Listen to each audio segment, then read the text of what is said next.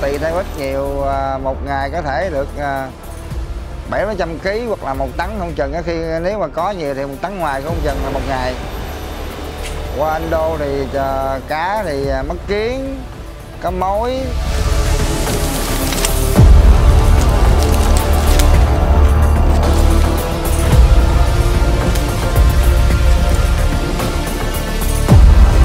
Ở đây là bị bắt hồi bữa 15 tháng 6 2020. Năm 20 tới giờ đó, mà tháng 6 năm 20 rồi tới tháng 6 21 là 1 năm, mà tới tháng 6 này nữa là còn, bây giờ tháng 4 rồi, còn 2 tháng là đúng 2 năm rồi đó. Như là 22 tháng rồi đó. Tôi là tên Nguyễn Hữu Phước.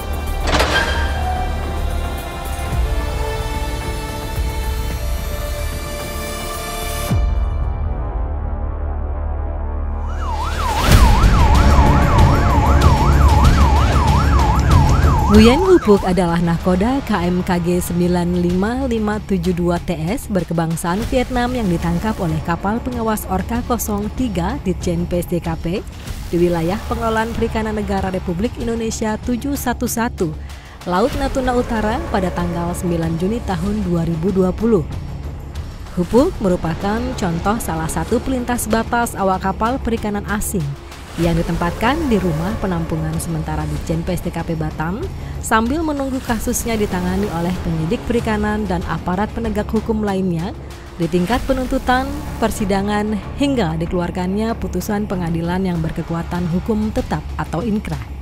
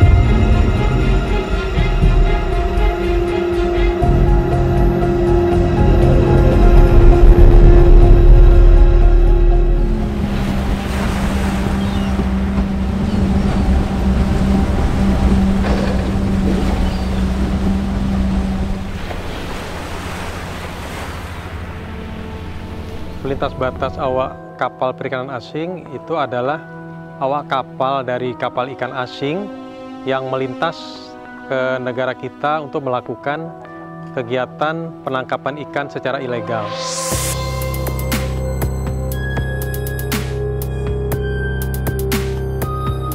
Berdasarkan data yang dikelola Ditjen PSDKP, jumlah awak kapal perikanan asing pelaku tindak pidana perikanan yang ditangkap Ditjen PSDKP dalam kurun waktu tahun 2014 sampai dengan tahun 2022 mencapai 4.263 orang. Penangkapan tertinggi terjadi pada tahun 2016 dan setelahnya mengalami penurunan secara bertahap hingga tahun 2022.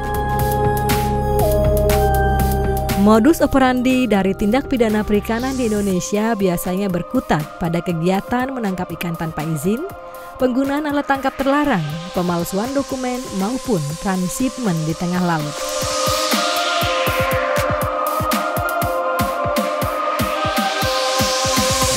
Untuk awak kapal perikanan asing yang melakukan penangkapan ikan, baik itu di JTE kita maupun di teritorial, itu kita bedakan ada awak kapal perikanan justisia dan non-justisia.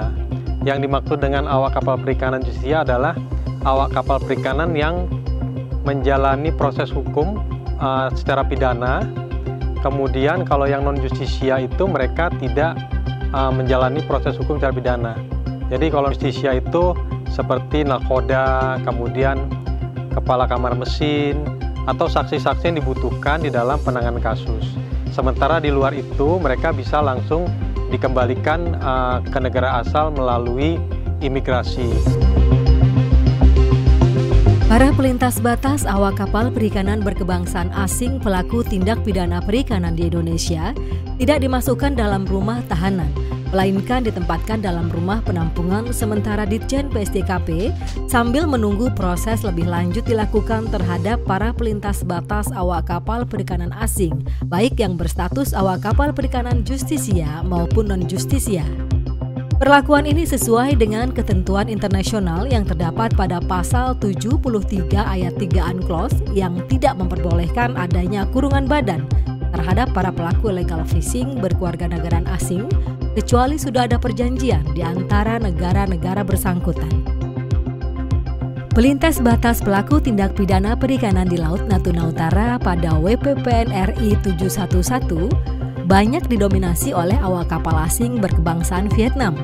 Hal tersebut tidak mengherankan karena selain perbatasan di zona tersebut belum disepakati antar kedua negara, secara historis warga Vietnam bagian selatan telah menggunakan jalur laut tersebut sebagai tempat untuk melakukan kegiatan penangkapan ikan dan pada akhir 70-an mereka juga menggunakan jalur tersebut sebagai rute pelarian pada saat terjadi perang saudara di negara mereka. Hingga mereka tiba di beberapa pulau wilayah Indonesia seperti Pulau Anambas, Kepulauan Natuna, Pulau Bintan, dan dengan masifnya para pengungsi dari Vietnam tersebut, pemerintah Indonesia dibantu UNHCR kemudian menyediakan kamp pengungsi khusus di Pulau Galang. Tingginya jumlah kasus tindak pidana perikanan yang disidik oleh PPNS Perikanan Ditjen PSDKP berimbas pada banyaknya jumlah awak kapal perikanan yang harus ditangani oleh petugas penanganan awak kapal. Banyaknya awak kapal perikanan asing pelintas batas yang ditempatkan dalam rumah penampungan sementara Ditjen PSDKP memberikan tantangan tersendiri. Tidak hanya bagi petugas penanganan awak kapal, namun juga menimbulkan beban anggaran yang cukup besar bagi negara. Negara harus mengeluarkan anggaran sebesar 34,8 juta rupiah dalam setiap kasus yang ditangani untuk biaya penampungan serta perawatan awak kapal perikanan asing selama berada di rumah penampungan sementara Ditjen PSDKP.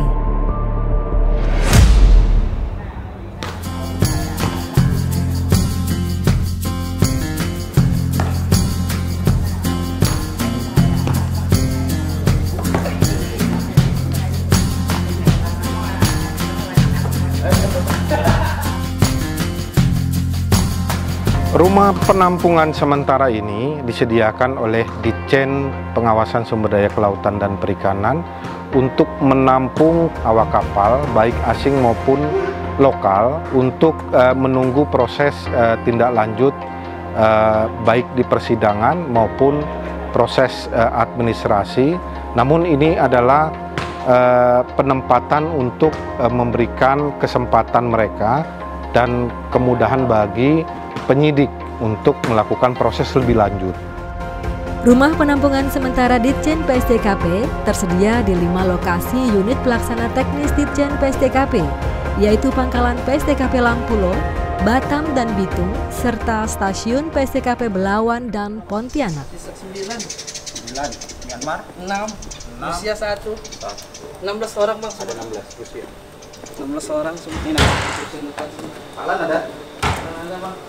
Sudah diapelkan ya? Sudah diapelkan, habis itu ditanya. Kapal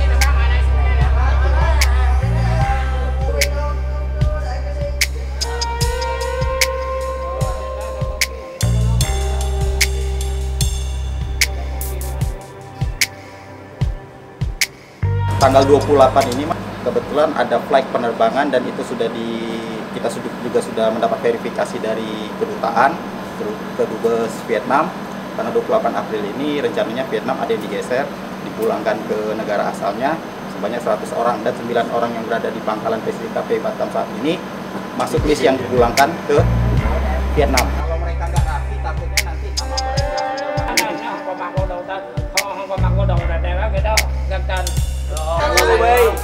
kalau nggak punya bisa jadi diganti orang lain. Paspor petugas keluar, ya.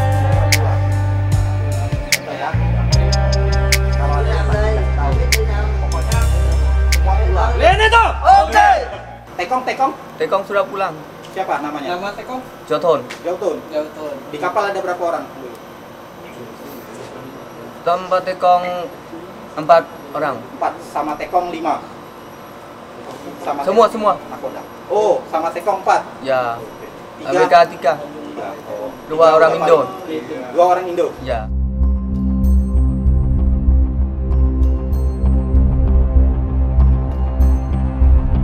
Secara geografis, wilayah perairan Indonesia mempunyai batas maritim dengan 10 negara tetangga, yaitu India, Thailand, Malaysia, Singapura, Vietnam, Filipina, Palau, Papua Nugini, Timur Leste, dan Australia. Batas maritim ini menjadi hal yang sangat penting bagi Indonesia dalam konteks penegakan kedaulatan maupun pengelolaan sumber daya di bidang kelautan dan perikanan. Karenanya tak heran apabila batas-batas maritim, khususnya yang belum disepakati dengan negara tetangga, pada akhirnya menjadi sumber sengketa dan konflik yang berkepanjangan dan menjadi pintu masuk bagi terjadinya tindak pidana perikanan. Dengan demikian, sudah sangat jelas bahwa penyelesaian batas wilayah perairan antar negara hendaknya menjadi agenda utama yang harus diselesaikan oleh pemerintah pusat.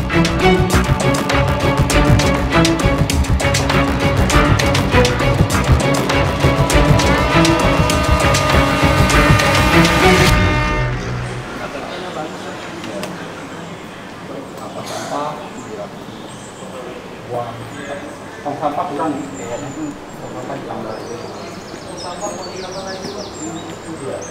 Kalau kita sana 2. Pengawasan dan pemantauan penghuni di rumah penampungan sementara ini dilakukan oleh petugas kita di Ditjen PSDKP, petugas penanganan awak kapal yang bekerja sehari-hari rutin 24 jam, dan juga kita difasilitasi oleh CCTV yang memonitor secara day to day ya 24 jam. Ini kita perlukan untuk meyakinkan bahwa kondusifnya tempat ini terjaga. Juga ini suatu langkah preventif ya, manakala berkumpulnya penghuni yang berbeda negara dengan tingkat emosional yang berbeda-beda, sehingga menimbulkan pertikaian atau ada perkalian. Dengan pemantauan ini kita siaga dan cepat dan tanggap terhadap hal-hal seperti itu.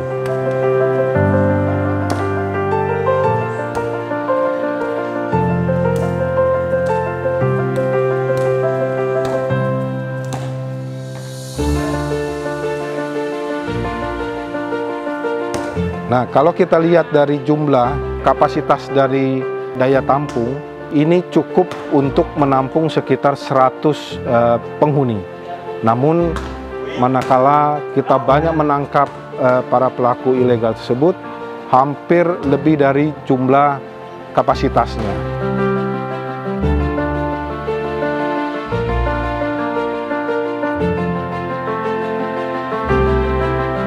Perbedaan yang paling mendasar antara rumah tahanan rutan dengan rumah penampungan sementara ini, di RPS ini tidak ada kita membatasi hak kemerdekaan daripada awak kapal pelintas batas ini.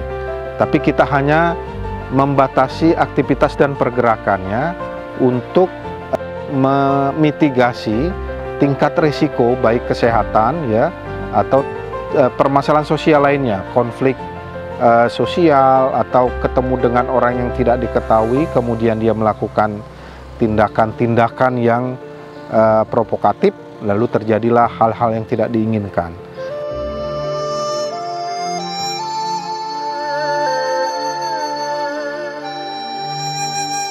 Selain fasilitas olahraga dan dapur untuk memasak, rumah penampungan sementara Ditjen PSDKP juga menyediakan fasilitas kegiatan peribadatan bagi para penghuni di dalamnya, sesuai dengan agama dan kepercayaan yang dianut.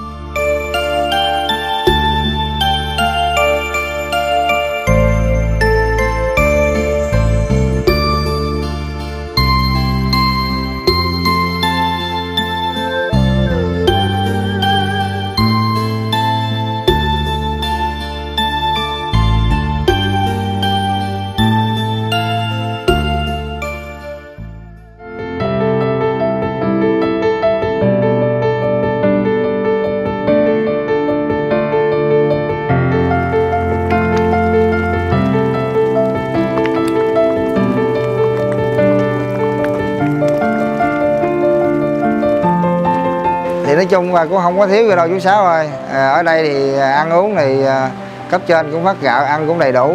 Đó là chỉ mình chỉ lo đồ ăn, mình kiếm đồ ăn mình lo thôi. Nếu ai có tiền thì mua đồ ăn ăn, còn nếu ai không có thì cũng kiếm cái này nọ để ăn cơm qua ngày, gạo đủ ăn rồi đó. Nói chung là cũng không có đòi hỏi gì. Kala rasa rindu mendera di antara ribuan kilometer jarak yang terbentang di seberang samudera, para pelintas batas awak kapal perikanan asing ini pun dapat menghubungi sanak famili mereka melalui saluran komunikasi untuk sekedar bertukar kabar dan berita. Bằng điện thoại nè gọi video đó. Cũng mới có điện thoại đây à, lúc trước đâu có điện thoại đâu. Cũng nhờ anh em người ta góp tiền nó cho người ít rồi mua được cái điện thoại đó.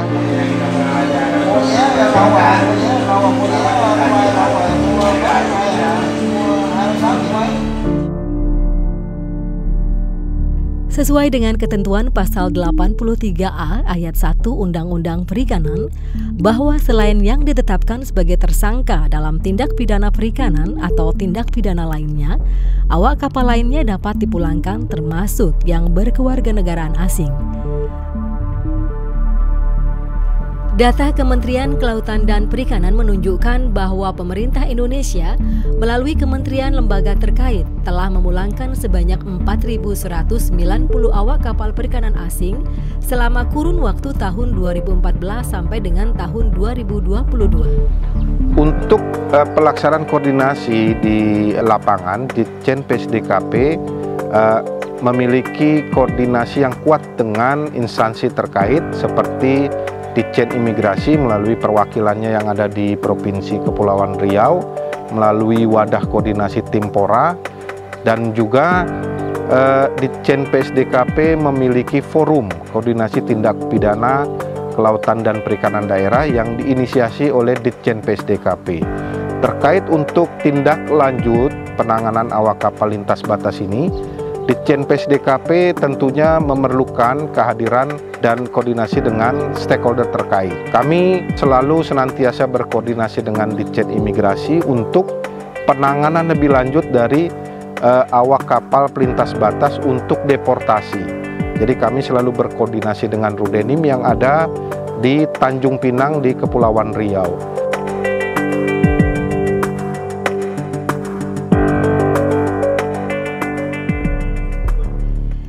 Terkadang over capacity di rumah penampungan sementara Ditjen PSDKP dan juga Rudenim Ditjen Imigrasi di beberapa tempat membuat Kementerian Kelautan dan Perikanan harus mengambil sebuah langkah cepat untuk mengatasi permasalahan yang timbul. Melalui koordinasi intensif yang baik dengan kementerian lembaga terkait lainnya, Kementerian Kelautan dan Perikanan beserta Ditjen Imigrasi, Kementerian Hukum dan HAM, Kementerian Luar Negeri, dan TNI Angkatan Laut yang juga didukung oleh Kedutaan Republik Sosialis Vietnam secara berturut-turut pada tahun 2016 dan tahun 2017 berhasil merepatriasi sebanyak 228 dan 695 awak kapal perikanan berkewarganegaraan Vietnam melalui jalur ship to ship di laut perbatasan dan juga melalui penjemputan dengan kapal Vietnam di wilayah perairan Batam.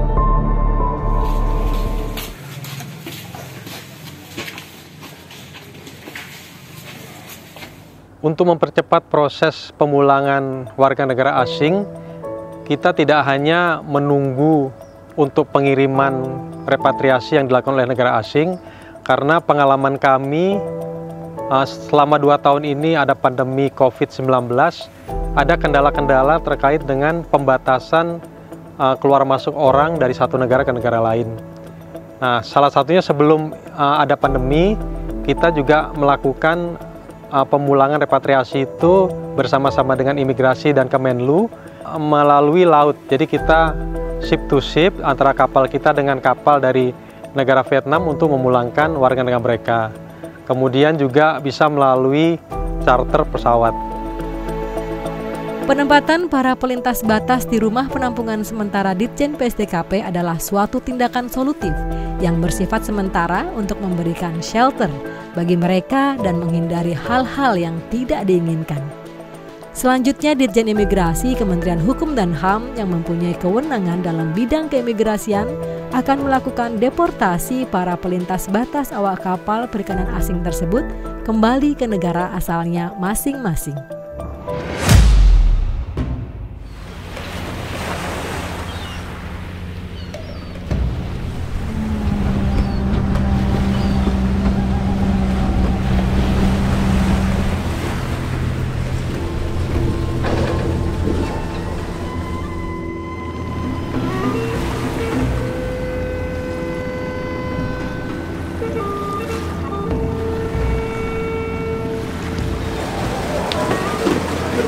Inilah gambaran proses pemindahan para awak kapal perikanan asing dari rumah penampungan sementara Ditjen PSDKP Batam menuju ke Rudenim Tanjung Pinang.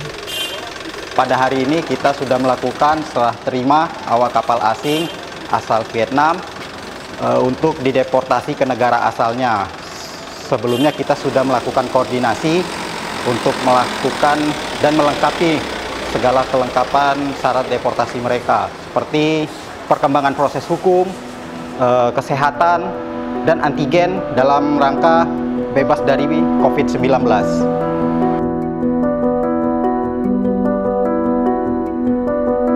Sebelum masuk ke dalam Rudenim, para pelintas batas awak kapal perikanan asing tersebut akan melakukan proses pemeriksaan sesuai dengan prosedur yang telah ditetapkan.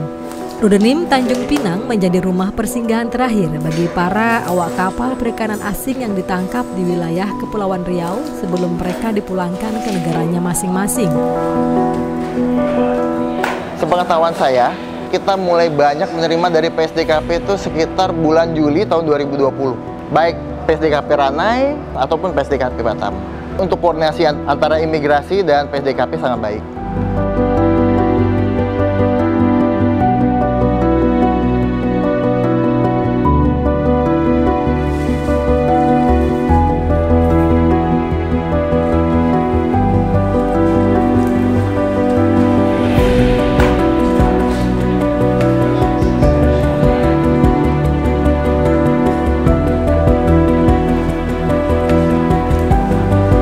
Biasanya setelah ada pelimpahan atau serah terima dari instansi terkait ke Rumah Detensi Imigrasi Pusat, kita akan bersurat memberitahukan keberadaan orang asing itu bahwa warga negara asing tersebut ada di Rumah Detensi Imigrasi Pusat. Kemudian dari kedutaan mereka akan mengirimkan data-data dan verifikasi, atau mereka akan survei langsung ke sini untuk memverifikasi warga negaranya. Kemudian jika betul itu warga negara mereka akan menanggung semua biaya untuk pemulangan ke negara mereka. Sampai disinilah petualangan para pelintas batas awak kapal perikanan asing di Indonesia berakhir. Panjangnya proses yang harus dilalui diharapkan dapat menimbulkan efek jera bagi para pelaku tindak pidana perikanan. Sikap yang tegas dan humanis yang ditunjukkan para petugas memberikan gambaran bahwa pemerintah Indonesia senantiasa menjunjung tinggi hak asasi manusia.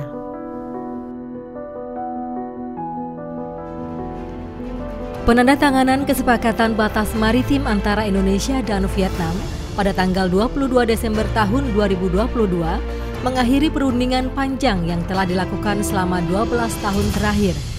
Kesepakatan ini sekaligus menjadi titik tolak baru bagi kedua negara dalam menjaga dan melakukan pengawasan sumber daya kelautan dan perikanan di wilayah masing-masing. Asa dan harapan akan berkurangnya para pelintas batas di Laut Nusantara, khususnya dari pintu masuk perbatasan Indonesia-Vietnam, pada akhirnya kini telah menunjukkan titik terang dan kepastian. Jika ada suatu warga asing yang mempunyai masalah, kami Direktorat Konsuler akan memberikan notifikasi. Dan khusus untuk Vietnam ini, notifikasi itu merupakan termasuk yang terbesar kedua dalam notifikasi konsuler, khususnya terhadap pelanggaran batas maritim, kelautan, dan juga perikanan.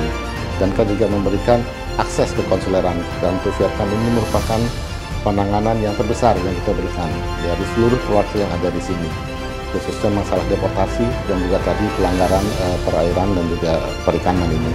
Memang penanganannya ini tidak semuanya responsif dari perwakilan yang ada di sini, sehingga kita perlu juga mendorong untuk mereka dapat segera melakukan langkah-langkah untuk memenangkan atau menyelesaikan masalah terhadap warga negara mereka di sini ini. Framing atau berita yang negatif yang disampaikan oleh media asing terhadap penanganan awak kapal asing di kita ini, sehingga merupakan suatu kewajiban dari kami untuk dapat meluruskan dan memberitahukan bahwa penanganan terhadap para awak kapal asing ini berlaku sesuai prosedur dan juga hukum yang ketentuan yang berlaku di sini. Pada proses penanganan penyidikan terhadap kapal ikan asing, khususnya kepada anak buah kapal keluarga negara asing, apakah itu Malaysia, apakah itu Vietnam, dan juga Filipina, tentunya dalam konteks perlindungan hak asasi manusia. Tentunya kita merujuk kepada ketentuan hukum internasional lainnya. Kementerian Kelautan dan Perikanan selalu memberikan perlakuan yang layak kepada nelayan asing walaupun telah melakukan pelanggaran kejahatan dengan pencurian ikan sebagai pelaku illegal fishing. Selama proses penyidikan, kita menyiapkan rumah penampungan sementara sebelum diserahkan kepada counterpart KKP, yaitu imigrasi, sebelum dikembalikan ke negara asal. Khususnya kepada anak buah kapal perikanan yang statusnya adalah ABK non-justisia.